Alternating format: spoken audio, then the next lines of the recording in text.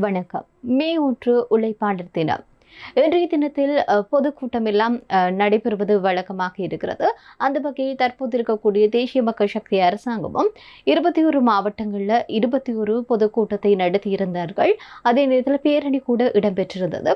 எனவே அவை தொடர்பான செய்திகளாகத்தான் இந்த பதிவு இருக்க போகிறது. மிக முக்கியமாக ஜனாதிபதி அனுகுமார திசாநாயக்க வெளிப்படுத்தி இருக்கக்கூடிய மிக முக்கியமான தகவல்கள் தொடர்புலையும் இந்த காணொலியில் பார்க்க போகின்றோம். இலங்கை அரசியல் வரலாற்றில் ஒரு திருப்பு முனையாக 2026ஆம் ஆண்டானது ஊழல்வாதிகள் மற்றும் மோசடிக்காரர்கள் அதிக அளவில் சிறைக்கு செல்லும் ஆண்டாகவும் இந்த ஆண்டு அமையும் என்று சொல்லி ஜனாதிபதி அனுகுமார திசாநாயக்க தெரிவித்திருக்கின்றார். நுவரெலியாவில் நடைபெற்றிருக்கக்கூடிய மேதின கூட்டத்தின் போது உரையாற்றும் போதுதான் அவர் இந்த விடயத்தை சொல்லியிருக்கின்றார். இதே நேரத்தில் சில முக்கியமான விடயங்கள் தொடர்பாக சொல்லியிருக்கின்றார். அதாவது மிக முக்கியமான தீர்ப்புகள் ஒன்று இந்த மே மாதத்தில் வெளியாக இருப்பதாகவும் அதன் மூலம் பல அரசியல் தலைவர்கள் சட்டத்தின் முன் நிறுத்தப்படுவார்கள் என்று சொல்லியிருக்கின்றார். அது மட்டுமன்றி சட்டம் அனைவருக்கும் பொதுவானதாக இருக்கும், எனவே அதனை வலியுறுத்தும் விதமாக அமையப்பெறப் போகிறது என்று சொல்லியும் முன்னாள் ஜனாதிபதி, முன்னாள் பிரதமர் அல்லது அவர்களுடைய குடும்ப உறுப்பினர்களாக இருந்தாலும் சரி, தவறு செய்தவர்கள் யாராக இருந்தாலும் சரி, சிறைக்கு செல்வது உறுதி என்று அவர் தெரிவித்திருக்கின்றார். அவர் வெளிப்படையாக சொல்லாவிட்டாலும் கூட இதற்கு பின்னால் இருக்கக்கூடிய விடயங்கள் என்பது தொடர்பான சாதாரண மக்களை புரிந்து கொள்ளக்கூடியதாக இருக்கும். தற்போது உங்களுக்கு தெரியும், கடந்த கால ஆட்சியின் போது பல்வேறுபட்ட ஊழல் இடம்பெற்றிருக்கிறது. அந்த ஊழல் தொடர்பான விசாரணைகள் இடம்பெற்றுக் கொண்டிருக்கக்கூடிய நிலையில ஜனாதிபதி அனுகுமார திசாநாயக்க இந்த விடயத்தை தெரிவித்தது ஆனது வெளிப்படையாகவே அவர்கள் யார் என்பதை திட்ட தெளிவாக காட்டுகிறது. இதே நேரத்தில் இதற்கு பல முன்னாள் அமைச்சர்களுடைய வீடுகளே தற்காலிக நீதிமன்றங்களாக மாற்றப்பட்டுள்ளதாகவும் விசாரணைகள் மிக தீவிரமாக இடம்பெற்று வருவதாகவும் அவர் தெரிவித்திருக்கின்றார். தற்போதைய அரசாங்கம் ஆட்சியாளர்களுடைய வரப்பிரசாதங்களை குறைத்து உழைக்கும் மக்களுடைய நலனுக்காக போராடி கொண்டிருக்கிறது. அந்த ஒரு ஆட்சி தான் தற்போது இருக்கக்கூடிய அரசாங்கத்தினுடைய ஆட்சி என்று சொல்லியிருக்கின்றார். சர்வதேச ரீதியில் இந்த டிட்வா சூறாவளி மற்றும் மத்திய கிழக்கு போர் சூழல் மத்தியிலையும் இலங்கையுடைய பொருளாதாரம் ஸ்திரத்தன்மை எட்டியிருப்பதாக சொல்லியிருக்கின்றார். குறிப்பிட்ட முன்னேற்றத்தை கண்டிருப்பதாக சொல்லியிருக்கின்றார். குறிப்பாக கடந்த கால ஆட்சியாளர்கள் செய்வது போன்றோ பணத்தை அச்சிட்டோ அல்லது கடனாக பெற்றோ மக்களுக்கான நிவாரணம் வழங்கவில்லை என்று சொல்லியிருந்தார். அதே நேரத்தில் 1977ஆம் ஆண்டுக்கு பிறகு மிக குறைந்த வரவு செலவு திட்ட பற்றாக்குறையை இந்த ஆண்டில் பதிவாகி இருப்பதாகவும் சொல்லியிருக்கின்றார்.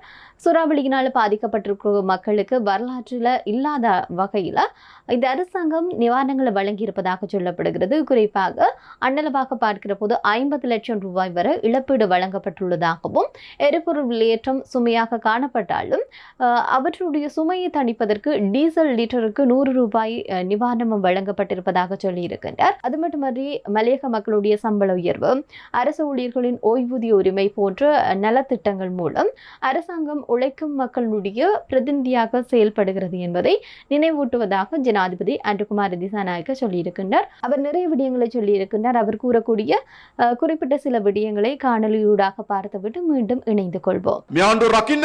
இந்த அரசாங்கத்தை யார் ஜனதாவோ? இந்த அரசாங்கத்தை காப்பது இந்த நாட்டு நீங்கள் தயார் இல்லையா? நீங்கள் என்ன கூறுகின்றீர்கள்? இந்த அரசாங்கம் வேணுமா? இந்த அரசாங்கத்தை காக்க வேண்டாமா? என்ன கூறுகின்றீர்கள்? ජනතාවින්න ආණ්ඩුවත් එක්ක மக்கள் அரசாங்கத்தோடு இருக்கின்றார்கள். හැබැයි මොකද වෙලා තියෙන්නේ? ஆனால் என்ன நடக்கின்றது? පොඩි කණ්ඩායමක් ඉන්නවා. சிறியதொரு குழு இருக்கின்றார்கள். 10ක් 15ක් එනවා. 10-15 பேர் வருவார்கள். පාරකට බහිනවා. ரோட்டுக்கு இறங்குவார்கள். ආණ්ඩුවට ගෙදර යන්න කියනවා. அரசாங்கத்தை வீட்டுக்கு செல்ல கூறுகின்றார்கள். 10ක් 15ක් බැහැලා 10-15 பேர் இறங்கி ආණ්ඩුවට ගෙදර යන්න කියලා அரசாங்கத்தை வீட்டுக்கு போக சொல்லி ටික වෙලාවකින් ඒගොල්ලෝ ගෙදර යනවා. கொஞ்ச நேரத்துல அவங்க வீட்டுக்கு போயிடுவாங்க. මේ මොනවද? என்ன நடக்குது இதுக்கு? කොහොම පුළුවන්ද අපිට අභියෝග කරන්න? அப்படி முடியுமா எமக்கு சவால்கள் கொடுக்க? මේ ඉන්නේ මහජනයාගේ இங்க இருக்கின்ற மக்கள் විශාලතම වරම ලබාගත්තු அதிகமான நம்பிக்கையினை பெற்ற යෝධ ආණ්ඩුව, மாபெரும் அரசாங்கம், ජනතාවගේ විශ්වාසය තියෙන ආණ්ඩුව, மக்களுடைய நம்பிக்கையை பெற்ற அரசாங்கம் 10ක් 15ක් වෙලා ගෙදර යන්නලු. 10-15 பேர் வந்து சொல்றாங்க வீட்டுக்கு போக சொல்லி. පව් பாவம். මොනවද තියෙන රැස්වීම්? என்ன செய்ய? எப்படியான கூட்டம்? ජනතාව රැස් කරනවද? மக்களை கூட்டுகின்றார்களா? එහෙම නෑ. இல்லை. එහෙම මුකුත් නෑ. அப்படி ஒன்றுமே இல்லை. එක ඇමති කෙනෙක්ගේ ගෙදර, ஒரு அமைச்சரின் வீட்டில் එක හිටපු ඇමති කෙනෙක්ගේ ගෙදර ஏற்கனவே முன்னாள் அமைச்சர் ஒரு வீட்டில் අනිත් පක්ෂවලා එකතු වෙනවා. ஏனைய கட்சிகள் இருக்கிறவர்கள் சேருகின்றார்கள். එකතු වෙලා කියනවා ප්‍රබල හිටපු ඇමතිවරයෙක්ගේ ගෙදර ආණ්ඩුව එලවන්න සැලසුමක්. கூறுகின்றார்கள் இந்த வீட்டிலே சேர்ந்து அனைவரும் சேர்ந்து அரசாங்கத்தை விரட்டுவதற்கான ඊළඟ தீர்மானம். දවසේ அடுத்த நாள் කට්ටිය තව හිටපු ඇමති කෙනෙක්ගේ ගෙදර. இன்னும் ஒரு அமைச்சர் வீட்டில் கூடுகின்றார்கள். අර ටිකමයි. அதே கோஷ்டி தான். ආණ්ඩුව එලවන්න සැලසුමක්. ஒண்ணுக்குமே பிரயோஜனம் இல்லாத ඊළඟ தீர்மானம். දවසේ அடுத்த நாள் ආයේ ඒ ටීම් එකම அதே டீம் තව පක්ෂ කාර්යාලයක இன்னொரு கட்சி காரியாலயத்தில் ආණ්ඩුව එලවන්න සැලසුමක්. அரசாங்கத்தை விரட்ட போறாங்களாம். මේව පුළුවන් ද ආණ්ඩුව එලවන්න? இப்படி முடியுமா அரசாங்கத்தை விரட்ட? ඇයි ඒ? ஏன்? ඒගොල්ලන්ට ඕන රටේ කලබල ඇති කරන්න. அவர்களுக்கு தேவை நாட்டில் குழப்பத்தை உருவாக்க. ඒගොල්ලන්ට ඕන රටේ අස්ථාවර භාවයක් ඇති කරන්න. இந்த நாட்டை நிலையற்றதாக மாற்ற வேண்டும். හැබැයි ආණ්ඩුවක ස්ථාවර භාවය රඳා පවතින්නේ ஆனால் அரசாங்கத்தின் நிலையான தன்மை රටේ ජනතාවගේ විශ්වාසය මත.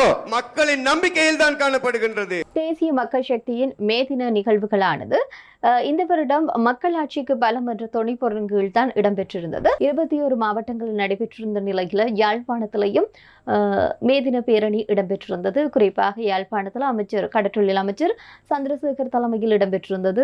அவை தொடர்பான புகைப்படங்களை நீங்க இங்க பாக்குறீங்க. அதே நேரத்தில் மட்டக்களப்பில் அமைச்சர் சுனில் ஹந்தினித்தி தலைமையில் இடம்பெற்றிருந்தது. இப்படியாக மே தின நிகழ்வின் போது ஜனாதிபதியாகட்டும் இல்லாட்டி அங்கு அவருடைய அரசாங்கத்தை பிரதிநிதித்துவப்படுத்தக்கூடிய அமைச்சர்களாகட்டும் பல்வேறுபட்ட ரீதியில கருத்துக்களை வெளிப்படுத்தி இருந்தார்கள். இந்த மே தின கூட்டமானது குறிப்பாக 21 மாவட்டங்களில் இடம்பெற்றிருக்கிறது. பல விடயங்களை ஜனாதிபதி தன்னுடைய கருத்தின் போது சொல்லியிருக்கிறார். அதே போன்று எதிர்க்கட்சிகள் அதற்கு எதிரான சில விடயங்களையும் முன்வைத்துக் கொண்டு வருகின்றார்கள். இன்றைய தினம் மே தினம் என்ற அடிப்படையில் இவை தொடர்பான விடயங்களை பார்த்திருக்கின்றோம். மற்றும் ஒரு காணொலியில் சந்திப்போம். நன்றி.